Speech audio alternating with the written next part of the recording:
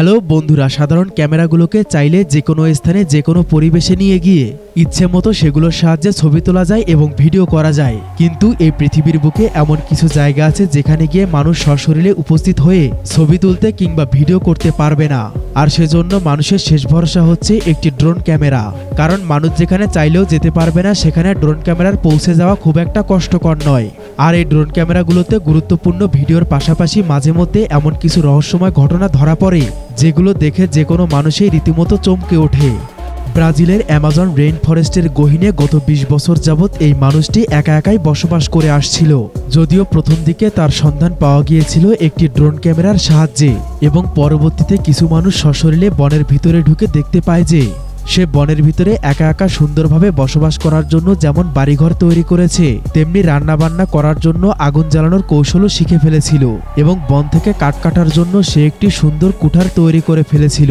তার প্রতিদিনের খাদ্য তালিকায় ছিল কর্ন, ব্যানানা, পেঁপে। তাছাড়াও সে মাঝে মধ্যে বিশেষ কায়দায় শিকার করেও খেত। একটি ন্যাশনাল পার্কে কিছু মানুষ সার্ভাইভিং করতে বের হয়েছিল, কিন্তু ৩ দিন পরে হঠাৎ করে তাদের সঙ্গে কন্ট্রোল রুমের যোগাযোগ একদম বিচ্ছিন্ন হয়ে যায়। আর এমনটা দেখে কন্ট্রোল রুমের সবাই মনে মনে এটাই ভেবেছিল যে তারা মনে হয় খুব বড় বিপদে পড়েছে।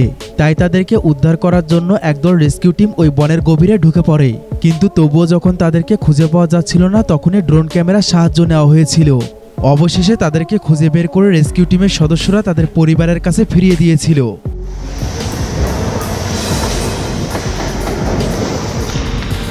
জুন ২০২২ সালে ৩ বন্ধু মিলে প্ল্যানিং করে যে তারা একটি সেইলের সাহায্যে উত্তাল সমুদ্র পাড়ি দেবে। কিন্তু বিষয়টি শুনতে যতটা সহজ বলে মনে হচ্ছিল, বাস্তবে কিন্তু এটা অনেক কঠিন।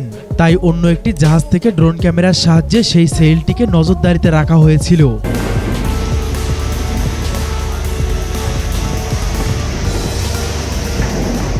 ইন্দোনেশিয়াতে বড়সড় মাত্রার সুনামি হয়ে যাওয়ার পরে একটি দ্বীপের কিরকম অবস্থা হয়েছিল সে সম্পর্কে ধারণা নেওয়ার জন্য যখন একটি নিউজ চ্যানেল ক্ষতিগ্রস্ত এলাকার উপর দিয়ে তাদের ড্রোন ক্যামেরা ওড়াচ্ছিলেন, তখনই বোঝা গিয়েছিল যে এই দ্বীপের পুরোটাই ধ্বংসযজ্ঞে পরিণত হয়েছে।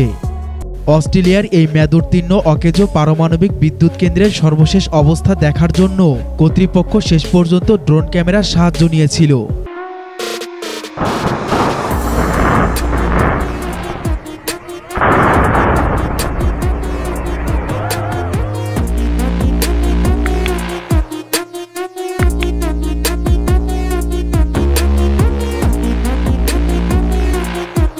আর্কিওলজিস্টরা হয়তোবা প্রতিদিন ১০০০ বছরের পুরাতন একটি গ্রামকে কখনোই খুঁজে পাবে না। আর যদি ভুলক্রমে ১০০০ বছরের পুরাতন এরকম একটি গ্রামের কখনো সন্ধান পাওয়া যায়, তাহলে প্রত্নতাত্ত্বিক দিক থেকে সেটা যে কতটা মূল্যবান হবে তা হয়তোবা আমাকে আর নতুন করে বলতে হবে না। মেক্সিকোতে ১০০০ বছরের পুরাতন এমন একটি গ্রামের সন্ধান পাওয়া গিয়েছিল, এবং আর্কিওলজিস্টরা একই ফ্রেমে এই সম্পূর্ণ গ্রামটিকে দেখার জন্য একটি ড্রোন ক্যামেরার সাহায্যে উপর থেকে সমস্ত গ্রামটিকেই তারা ভিডিও করতে সক্ষম হয়েছিল। যার ফলে সেই গ্রাম সম্পর্কে প্রত্নতাত্ত্বিক দিক থেকে পরীক্ষা নিরীক্ষা চালানো যেমন সহজ হয়েছিল, তেমনি ১০০০ বছরের পুরাতন এই গ্রামটি সম্পর্কে ডকুমেন্টারি ফিল্ম তৈরি করে সাধারণ মানুষ এবং শিক্ষার্থীদেরকে অনেক তথ্য দেওয়া গিয়েছিল। অস্ট্রেলিয়ার বিস্তীর্ণ এক বনের পাশে কিছু ক্যাঙ্গারুর আনাগোনা দেখে একটি ছেলে মনে মনে চিন্তা করে যে ড্রোন ক্যামেরার সাহায্যে ক্যাঙ্গারুগুলোর সাথে একটু মজা করলে কেমন হয়।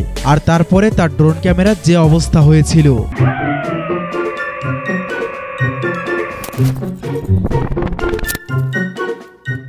পিটার পিউ নামের ৭৫ বছর বয়সী এই মানুষটি রোমাঞ্চকরভাবে জীবনযাপন করতে খুবই পছন্দ করতেন। যদিও তিনি একবার ভিন্ন রকমের রোমাঞ্চের সন্ধানে পোল্যান্ডের একটি জনমানবহীন নদীময় এলাকায় বড় বড় ঘাসের জঙ্গলের ভিতর দিয়ে হাঁটার সময় হঠাৎ করে তিনি অসুস্থ হয়ে পড়েন। আর এরপরেই তার পরিবারের সাথে সমস্ত যোগাযোগ বিচ্ছিন্ন হয়ে যায়। এদিকে তার স্ত্রী গত ৩ দিন যাবৎ কোনো রকমের যোগাযোগ না পেয়ে তিনি পোল্যান্ডের পুলিশের দ্বারস্থ হয়েছিলেন। আর পুলিশ সদস্যরা মোবাইল ট্র্যাকিংয়ের মাধ্যমে ওই ব্যক্তির অবস্থান শনাক্ত করে ঘটনাস্থলে এসে ওই ব্যক্তিকে যখন কোনোভাবেই খুঁজে পাচ্ছিল না, তখন পুলিশ সদস্যরা আবারও তাকে ড্রোন ক্যামেরার সাহায্যে খুঁজতে শুরু করে। অবশেষে তাকে অসুস্থ অবস্থায় খুঁজে বের করে ক্লিনিকে চিকিৎসা নেওয়ার জন্য পাঠিয়ে দেওয়া হয়েছিল। আর সে যাত্রায় তিনি অল্পের জন্য প্রাণে বেঁচে যান। মন ভোলানো সাদা রঙের এই পাখিগুলোর সৌন্দর্যকে উপর থেকে উপভোগ করার জন্য একটি ড্রোন ক্যামেরাকে এভাবেই ব্যবহার করা হয়েছিল।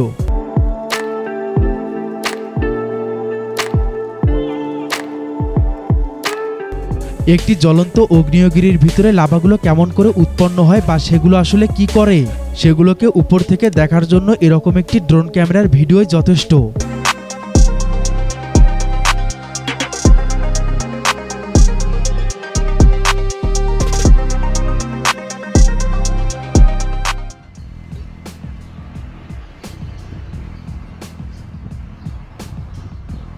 হয়তোবা এমন ভিডিও দেখে অনেকেই মনে মনে ভাবছেন যে এটা কোনো মুভির দৃশ্য নাকি, কিন্তু না, বাস্তবে ব্রাজিলে ঘূর্ণিঝড় আসার আগে ড্রোন ক্যামেরার সাহায্যে পুরো ঘটনাটিকে খুব কাছ থেকে এভাবেই রেকর্ড করা হয়েছিল।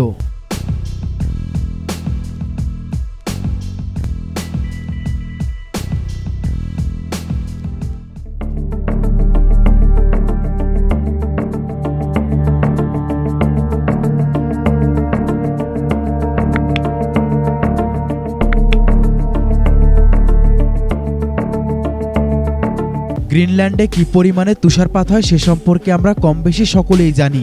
আর দীর্ঘদিন যাবৎ একটানা তুষারপাতের ফলে বড় বড় বরফের চাইগুলোর ফাটলের ভিতরে কি লুকিয়ে আছে তা দেখার জন্য একদল রোমাঞ্চপ্রিয় মানুষ তারা বিশেষ এক ধরনের ড্রোন ক্যামেরার সাহায্য নিয়েছিল।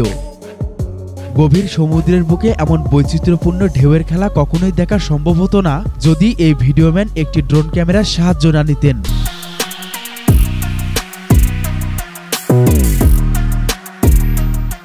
ক্যালিফোর্নিয়ার একটি কৃষি খামারের ডকুমেন্টারি ভিডিও তৈরি করার জন্য এক ব্যক্তি যখন ওই কৃষি খামারের উপর দিয়ে ড্রোন ক্যামেরা ওড়াচ্ছিলেন, তখন হঠাৎ করে তার ড্রোন ক্যামেরাতে আকাশের উপর দিয়ে কালো রঙের কি যেন একটা উড়ে বেড়াচ্ছিল এমন একটি ভিডিও ক্যামেরাতে রেকর্ড হয়ে যায়।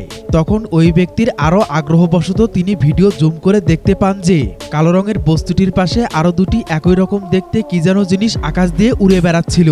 যদিও এগুলো বিমান বা হেলিকপ্টার সাদৃশ্যের কোনো কিছুই নয়, তবে মনে মনে একটা প্রশ্ন থেকেই যায়, এগুলো কি ভিনগ্রহে বসবাস করা প্রাণী এলিয়েনের বাহন হিসেবে পরিচিত ইউএফও? যদিও সেদিনের পরে এমন ঘটনা ওই স্থানে আর কখনো দেখা যায়নি। মেঘগুলোকে এত কাছ থেকে দেখতে পাওয়াটা কিন্তু মোটেও সহজ ব্যাপার নয়। এখানে আমরা যত সহজের ধমে দেখতে পাচ্ছি।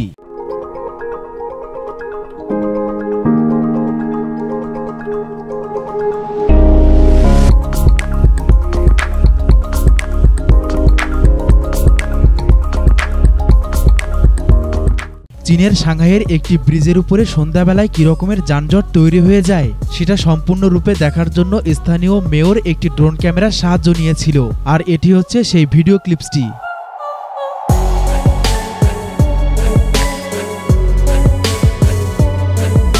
তো বন্ধুরা, আজ এখানেই বিদায় নিচ্ছি। ভিডিও ভালো লেগে থাকলে লাইক, কমেন্ট, শেয়ার করুন এবং পরবর্তী ভিডিও দেখার জন্য আমাদের চ্যানেলটিকে সাবস্ক্রাইব করে পাশের বেল আইকনটিতে ক্লিক করুন। তো ভালো থাকবেন সবাই, ধন্যবাদ।